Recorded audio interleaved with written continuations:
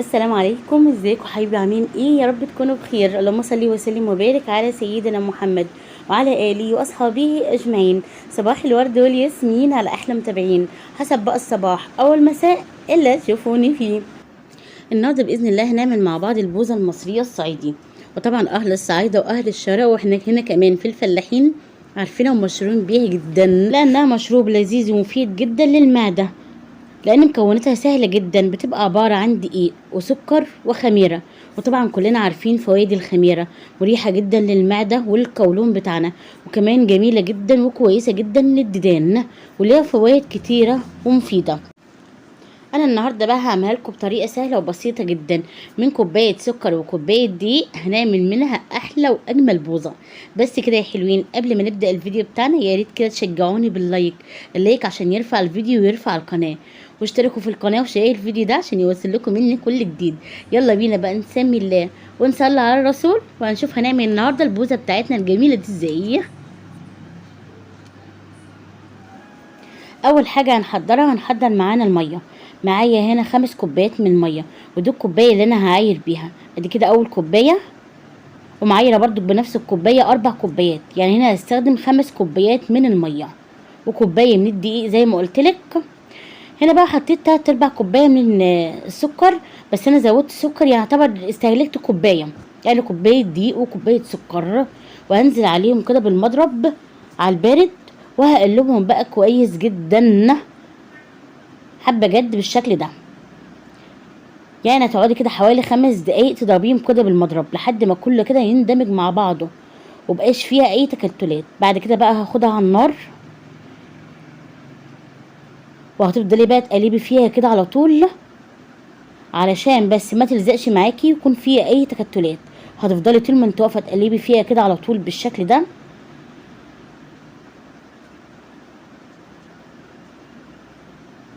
وتكوني معليه النار. اول ما تبتدي كده تقول معاكي هتهدي النار من تحت خالص علشان ما تشطش منك. شايفين بدأت تتقل معانا اهي. هقلب بقى فيها كده لحد ما تغلي معانا خالص وتتقل. طريقتها سهله جدا ومفيش فيها اي صعوبه.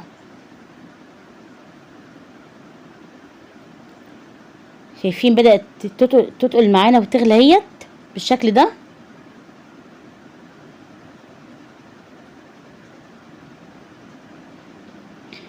اول ما تلاقيها بقى تقلت كده وغلت معاكي يبقى كده خلاص تمام. هنطفي بقى كده عليها النار.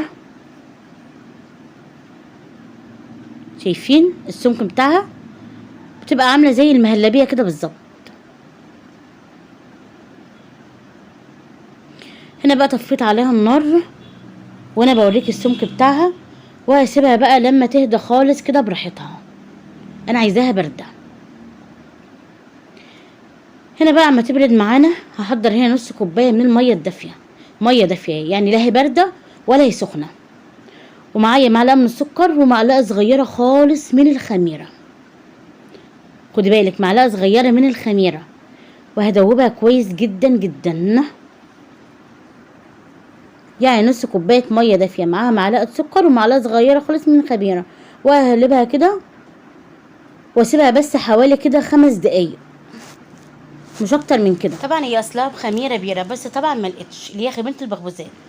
حبيب قلبي، هنا بقى المقدار اللي احنا كنا عاملينه برد خالص معانا. هننزل بقى كده بالخميره بتاعتنا، وزي ما قلت لك ما تطوليش الخميره، لانك لو طولت الخميره هتمرر معاكي البوزه بتاعتك وهتديكي كده لسعه في الاخر. هنا بقى اقلبها كده كويس جدا وانزل عليها كده بورقتين من الفانيليا عشان تديها ريحه.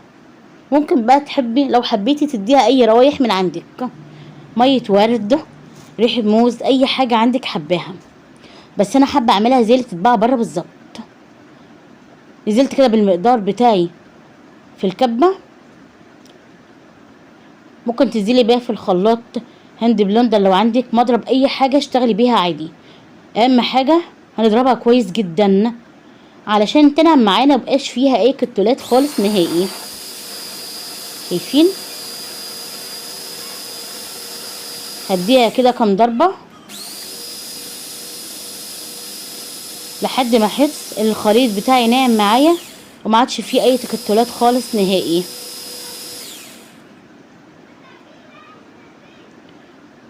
بعد ما ضربتها كويس جدا كده هنزل بيها بقى في الحله بتاعتي تاني اللي انا كنت مسويه فيها. شايفين المقدار ناعم معانا خالص ازاي؟ ممكن في المرحله دي بقى لو انت حابه تزودي ميه ممكن تزودي يعني كوبايه ميه عادي. هنا بقى هقلبها كده كويس مع بعضها عشان برضو اضمن ان مفيش فيها اي تكتلات خالص نهائي لان عايزاها ناعمه. واغطيها بقى بالستريتش كده كويس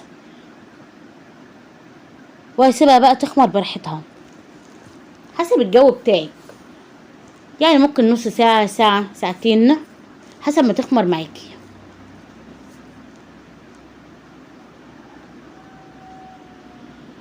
انا هسيبها كده تخمر على الرخام عادي. لما تخمر بقى هرجع لكم.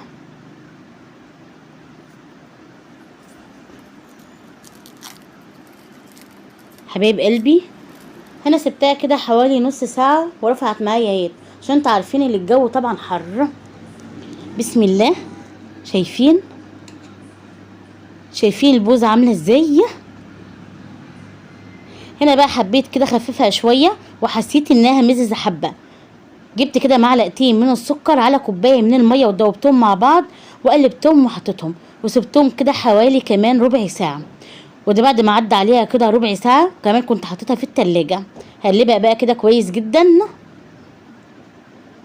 شايفين بقى البوزه بتاعتي عامله ازاي يا سيدي؟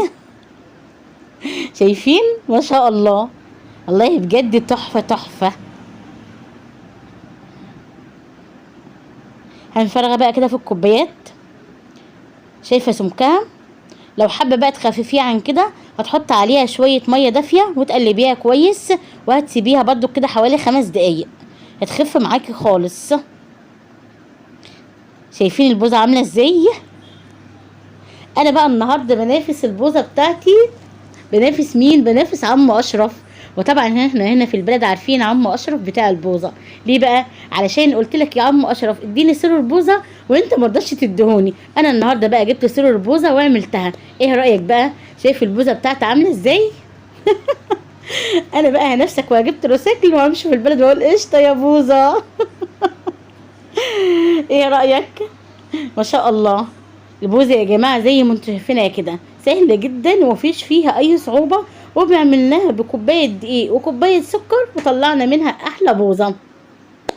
لو عجبكم بقى فيديو النهارده كده عايزاكم تشجعوني كده لايك يا جماعة عشان يرفع القناة واشتركوا في القناة وشيروا الفيديو ده علشان يوصل لاكبر عدد من الناس. سلام.